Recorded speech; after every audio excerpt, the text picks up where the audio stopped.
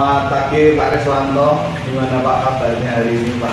Pagi Bapak, alhamdulillah baik dan saya siap untuk supervisi. Sip Pak, saya senang mendengarnya Pak. Hari ini kita akan fokus pada kompetensi inti coaching ya Pak.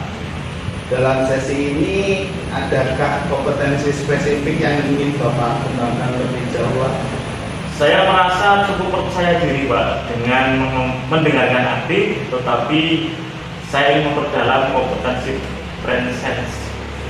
Kadang rasanya saya kurang bisa sepenuhnya hadir Pak, terutama ketika percakapan mulai berjalan panjang. Bagus, jadi presence yang kita jadikan fokus utama Pak. Bagian mana nih yang dari percakapan yang ingin Bapak saya amati lebih detail? Kalau bisa, saya ingin Bapak memperhatikan bagaimana saya mempertahankan kehadiran penuh saat coaching mulai berbicara panjang. Kadang saya merasa pikiran saya jadi terganggu Pak oleh hal lain. Baik, saya akan memperhatikan itu nanti Pak. Bagaimana penilaian Bapak sendiri tentang kompetensi presence ini saat ini Pak? Saya merasa sudah cukup baik sih Pak, tetapi ada kalanya pikiran saya melayang-layang ke hal lain. Apalagi kalau coaching sudah mulai terlalu detail, saya ingin bisa lebih fokus lagi. Oke Pak, harapan Bapak dari observasi kali ini apa Pak? Apa yang ingin Bapak dapatkan dari proses ini? Saya berharap mendapatkan umpan balik konkret dari Bapak tentang bagaimana saya bisa lebih hadir dalam percakapan coaching ini, dan mungkin beberapa insight tentang apa yang bisa saya lakukan untuk lebih fokus lagi. Baiklah Pak, saya sudah paham fokusnya Pak. Saya akan memperhatikan dengan seksama bagaimana Pak Riswanto menjaga kehadiran penuh selama percakapan coaching nanti. Terima kasih Bapak atas masukan. Sama-sama Pak Riswanto.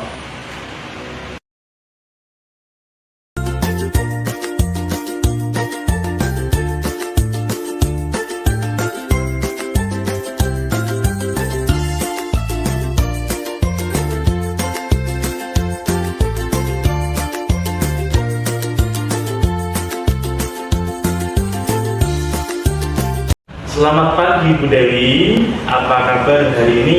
Selamat pagi Pak Riswanto. Alhamdulillah hari ini saya merasa dalam keadaan yang baik. Bagaimana kabarnya Pak Riswanto hari ini? Alhamdulillah baik juga Bu, walaupun suasana masih mendung dan cuaca hari ini memang terlalu tidak begitu menentu lah. Tetapi hari ini kita akan berbicara ini tentang salah satu topik yang mungkin sedang Ibu hadapi, yaitu tentang apa? Bagaimana meningkatkan kreativitas dalam pembelajaran agar tidak membosankan. Kira-kira bagaimana perasaan Ibu tentang itu? Hal itu menjadi sebuah tantangan tersendiri bagi diri saya ketika saya sedang melaksanakan pembelajaran di dalam kelas Pak, dan itu memang salah satu kekhawatiran yang saya rasakan akhir-akhir ini juga. Rasanya pembelajaran yang saya lakukan terasa gimana ya, mulai terasa monoton. Jadi saya khawatir anak-anak itu, murid-murid saya itu kurang termotivasi.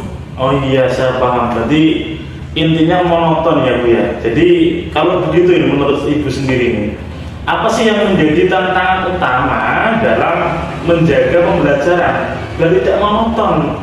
Jadi anak-anak itu menarik lah dan kreatifnya di kelas itu muncul. Mungkin ini masih kemungkinan ya Pak. Mungkin karena saya itu merasa saya sudah terbiasa menggunakan pola yang sama di dalam kelas, sehingga menyebabkan ide-ide kreatif saya itu kurang bisa muncul. Apalagi dengan banyak sekali tumpukan tugas administrasi yang harus saya selesaikan. Iya ya, jadi memang tekanan administratif ini tidak hanya Ibu Dewi, tapi guru-guru yang lain juga sama. Kadang-kadang mereka mengeluh. Jadi ini memang mungkin bagi Ibu Dewi mempengaruhi kepada Ibu Dewi. Untuk itu apa yang bisa Ibu lakukan ketika mencoba menciptakan variasi dalam proses pembelajaran nih agar anak-anak kreativitasnya muncul dan tidak menyusahkan atau memotong? Kalau biasanya kemarin-kemarin saya itu suka mencari inspirasi lewat berbagai sosial media. Ada TikTok sekarang, ada di Instagram, ada di YouTube, banyak sekali. Saya selain itu juga saya biasanya mengadopsi dari ide-ide rekan sejawat saya. Tapi saya itu merasa yang sudah saya lakukan itu kurang maksimal karena ya itu tadi Pak, saya itu merasa sering kekurangan waktu untuk melakukannya. Menarik ini Bu. Jadi menurut saya nih idenya sudah ada banyak tadi dari TikTok, dari YouTube, dari media sosial karena sekarang memang dunia internet itu lebih berkembang. Tetapi bagi ibu itu satu kendalanya adalah waktu mungkin utamanya. Iya, Pak. Kalau dipikir-pikir ini, bagaimana ibu melihat potensi yang sudah ada dalam diri ibu untuk memunculkan kreativitas yang lebih besar lagi Bu, dalam mengajar sehingga anak-anak itu tidak monoton dan anak-anak antusias, begitu Bu. Sebenarnya saya itu suka berinovasi, terutama untuk keperluan pembelajaran di dalam kelas ya Pak. Tetapi kadang itu saya selalu fokus sama rutinitas yang biasa saya lakukan sebagai seorang guru. Saya mungkin butuh mengatur ulang mana yang harus saya jadikan prioritas, mana yang harus saya kerjakan setelahnya. Saya butuh melakukan manajemen ulang terhadap waktu saya ketika di sekolah agar saya itu bisa mengalokasikan waktu yang saya punya untuk mengembangkan kreativitas saya. Betul Ibu, memang waktu itu bagaikan pedang sehingga memang bisa menjadi penghalang. Tapi menurut Ibu ini adakah cara jadi untuk menyisihkan sedikit waktu di tengah kesibukan yang luar biasa? Seorang guru itu kesibukannya luar biasa di tengah rutinitas, sehingga ibu itu bisa menciptakan ide-ide atau peluang-peluang ide yang baru yang muncul sehingga ibu tidak terkendala dalam membagi waktu. Mungkin saya bisa menjadwalkan waktu khusus untuk brainstorming ide. Misalnya ketika di akhir pekan atau setelah jam mengajar saya selesai, saya sisihkan waktu saya 1 jam 2 jam untuk mengerjakan tugas-tugas saya, sehingga saya tidak akan terbebani dengan tugas yang lainnya. Wah, luar biasa Ibu. Saya rasa itu ide yang luar biasa bagus. Jadi kalau kita melihat langkah-langkah yang Ibu ajukan tadi ke depan, kira-kira apa langkah konkretnya sehingga apa yang Ibu tadi bicarakan ini bisa Ibu lakukan. Jadi tidak hanya di dalam ide-ide saja ya, tetapi bisa dilakukan dengan konkret untuk mulai memfasilitasi kreativitas tersebut itu kira-kira. Saya berpikir untuk merancang dalam seminggu ini untuk mencoba metode pembelajaran baru. Bahkan kalau metode pembelajaran sederhana tidak apa-apa, misalnya menggunakan game edukasi atau diskusi kelompok atau metode belajar yang lainnya yang menurut saya lebih interaktif gitu Pak. Wah, luar biasa Ibu, bagus sekali nih, saya suka mendengarnya. Jadi menurut Ibu ini bagaimana Ibu bisa memastikan bahwa hari-hari tersebut berjalan sesuai rencana? Karena kan kadang-kadang kita itu hanya merencanakan saja, tapi kan ini butuh butuh aksi yang nyata sehingga Ibu itu tetap punya ruang untuk berkreativitas. Saya mungkin akan mencoba membuat checklist atau mencatatnya di dalam sebuah jurnal pribadi saya. Jadi setiap minggu atau setiap pertemuannya saya akan punya target kecil yang harus saya capai. Selain itu nanti saya akan coba berbicara dengan rekan-rekan saya di sekolah untuk saling berbagi ide. Siapa tahu dari ide-ide rekan-rekan saya tadi bisa menginspirasi saya supaya saya bisa menerapkan metode pembelajaran yang lebih menarik lagi bagi siswa-siswa saya. Wah, saya suka sekali idenya Ibu. Jadi tadi Ibu akan membuat checklist ya, sehingga terkontrol apa yang akan dilakukan hari ini, besok, atau minggu depan, gitu ya kira-kira. Kira-kira rencana-rencana ini kapan Ibu mau memulai implementasikan?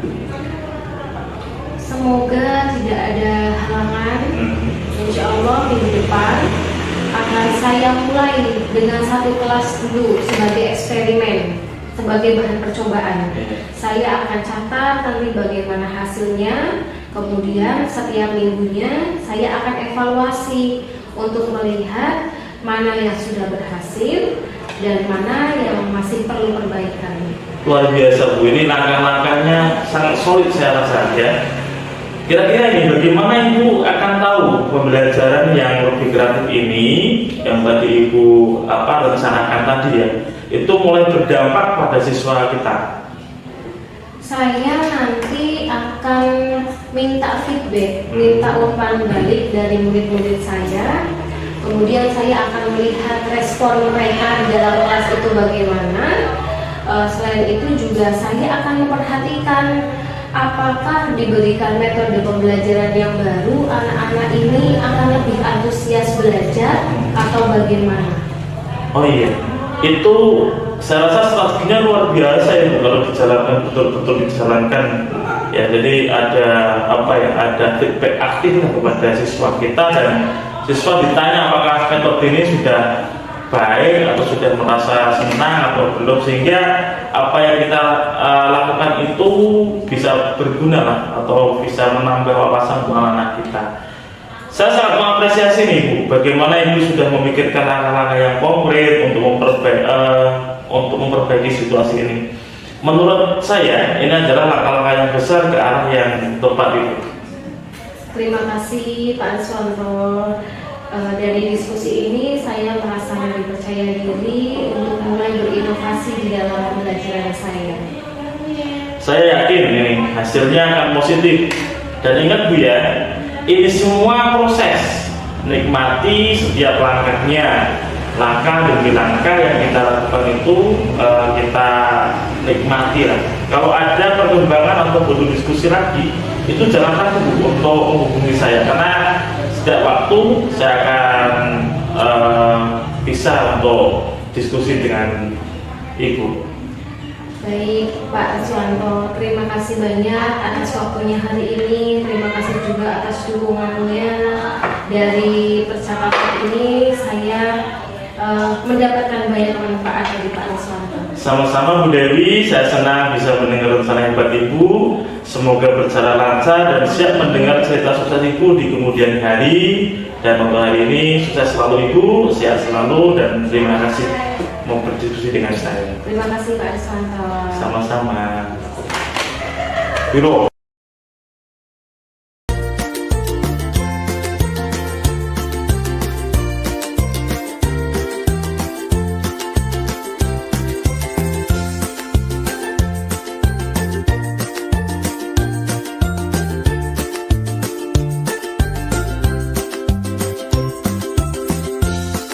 Selamat siang Pak Reswanto. Selamat siang Bapak. Gimana menurut Bapak tadi saat menjalani sesi coaching?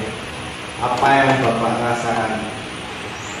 Secara keseluruhan saya merasa cukup baik Pak, meskipun ada beberapa momen di mana saya merasa kurang yakin dengan arah pertanyaan yang saya ajukan Pak. Saya senang mendengarnya bahwa Bapak merasa cukup baik.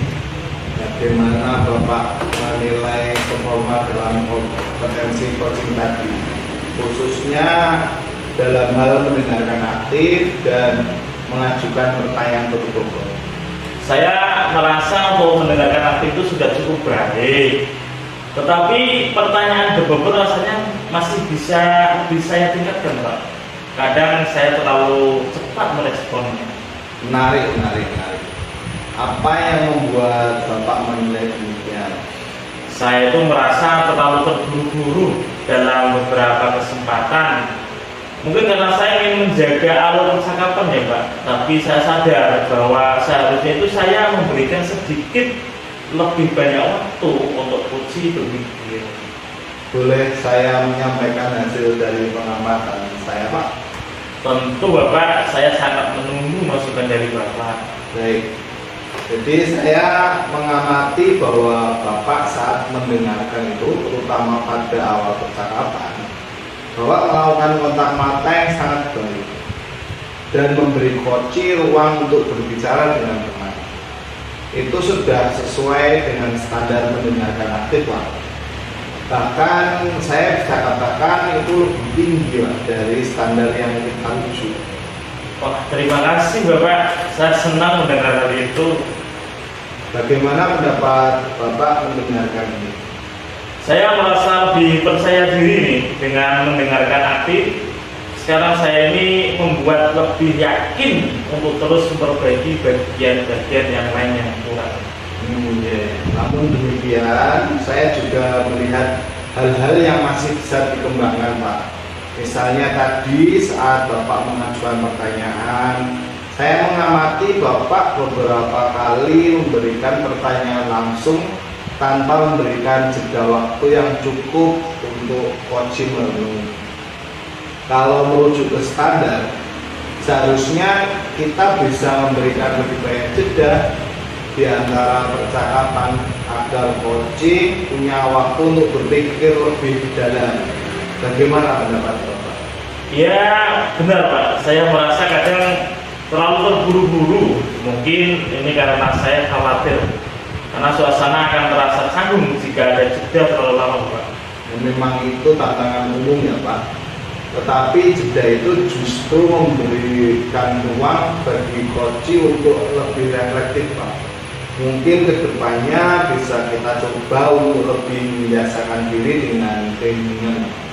Iya. Saya setuju sekali Bapak. Saya akan mencoba membiasakan diri dengan memberikan lebih banyak jeda setelah bertanya kepada coach. Dari diskusi kita ini, apa yang sudah terbayang akan Bapak lakukan untuk meningkatkan performa di area ini Pak? Yang terbayang adalah saya perlu lebih sadar dan melatih diri untuk tidak langsung merespon. Jadi memberikan lebih banyak waktu kepada Puji untuk berpikir. Mungkin saya bisa mencoba ini pada sesi Puji berikutnya Pak. Bagus Pak. Kapan dan di mana Bapak merencanakan untuk memulai melatih ini Pak? Adakah seseorang yang bisa membantu Bapak nanti dalam proses ini? Saya bisa mulai besok saat sesi Puji mingguan. Mungkin saya akan meminta salah satu rekan saya Pak untuk menjadi partner latihan agar saya bisa mendapatkan umpan balik tambahan. Langkah yang sangat bagus Pak. Nanti hasil pengamatan ini akan saya catat dalam form supervisi akademik sebagai bagian dari pengembangan kompetensi coaching Bapak. Baik Bapak, saya siap untuk meningkatkan itu. Bagus Pak. Sebelum kita tutup, apa yang Bapak dapatkan dari proses ini, dari proses supervisi ini?